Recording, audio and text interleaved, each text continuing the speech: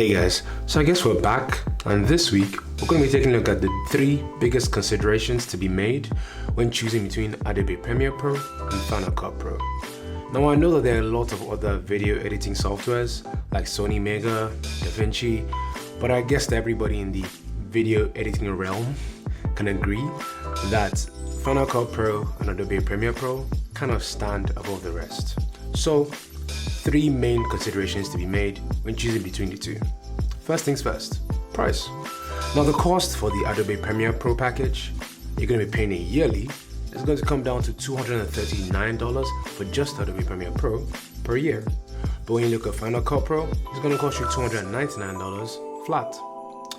Now when you look at the Adobe Premiere Pro bundle that comes with all the cloud computing applications, it's actually going to cost you about $599 per year. But then when you look at the educational package, like I did, you're able to get Final Cut Pro, Logic Pro, Compression, Motion, and Main Stage for $199 flat.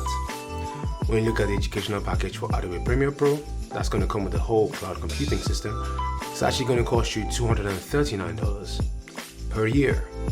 So I guess when you kind of look at the price comparison, if you're only looking at the price comparison, Final Cut Pro kind of comes out ahead. But the next thing we're going to be considering is the system requirements. Now with system requirements, it gets a bit tricky, mostly because Final Cut Pro can only be used on MacBooks or iMacs, or any Apple laptop or desktop of some sort. Now the issue with that is Adobe Premiere Pro can be used on basically anything, any kind of operating system that you might have, be it Windows or Macintosh. Now, we're just going to take a look at the recommended system requirements for whichever system it is you're actually using. So now for Adobe Premiere Pro, be it Windows or Mac, you're going to need a recommended size of 16 gigabytes of RAM. Be it Windows or Macintosh, you're going to need 16 gigs of RAM to edit HD video. But if you want to edit 4K video, it's recommended that you have 32 gigs of RAM. And that's for Adobe Premiere Pro. When you look at Final Cut Pro, you're only recommended to need 8 gigs of RAM. I know the difference in RAM is quite large. I guess you can attribute that to the fact that Apple actually just makes their hardware and their software, and now they also make their chip. So that's probably why you don't need so much RAM to be able to edit on Final Cut Pro, because it is an Apple app. So when you look at the exporting times, which is also one of the most important things when people are considering for system requirements, exporting times on Final Cut Pro are typically faster than Adobe Premiere Pro, especially when you're exporting the same exact video file, be it 4K, as you can see in this video. 4K video on Final Cut Pro exports faster than 4K video on Adobe Premiere Pro.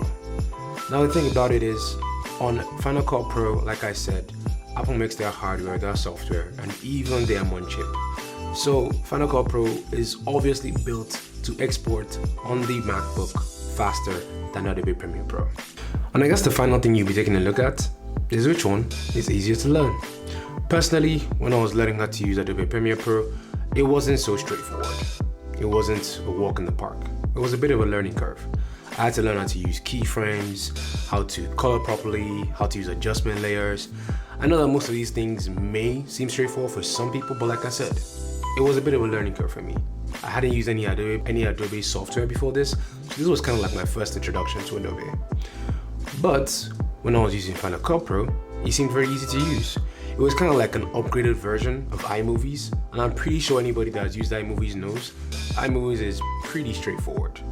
Anybody can use it. So the only thing I could say that constricts for Final Cut Pro is, like I said, it's an upgraded iMovies. So there are a couple of things that you cannot do on an upgraded iMovies. For instance, it has a magnetic timeline, so it doesn't allow for freedom for when you want to put your video files. It doesn't have an adjustment layer, so you can't adjust all the colors on all your video files at once. When we are selecting video files, it's pretty hard to adjust all the settings on all the video files at once whenever you're editing on Final Cut Pro, but all these things I just mentioned are not the case on Adobe Premiere Pro. Adobe Premiere Pro is pretty versatile, but then like I said, it also comes with its own learning curve. You can color, adjustment layers, all these things you can easily do on Adobe Premiere Pro. Very, very straightforward, All these things you can easily do on Adobe Premiere Pro, but you just have to know how to do these things. You get what I'm saying now? So in ease of use, I could easily say that Final Cut Pro is easier to learn, but then it's also constricting. It's limiting. I'd probably advise that anybody just starting out should highly consider which one is easier to learn and how much effort they're willing to put into learning it. Mostly because most of the needs or whatever need you'll have for video editing would be based on the video project. If you want something straightforward, you don't want to put too much time into it, and you just want to edit, you don't want to have to learn anything new, Final Cut Pro will probably be easier for you. But if you know that your video edit is probably going to need some complex edits, some adjustment layers, and a lot more, you probably want to go with Adobe Premiere Pro. But I guess at the end of the day, that just depends on your preference. Anyway guys, thanks for watching. If you liked the video, leave a like. If you have not subscribed, please subscribe for your boy. And leave a comment down below on which side you're on. Do you like Adobe Premiere Pro or do you like Final Cut Pro? And why do you choose either side? Why not use both? Anyway guys, see you next time.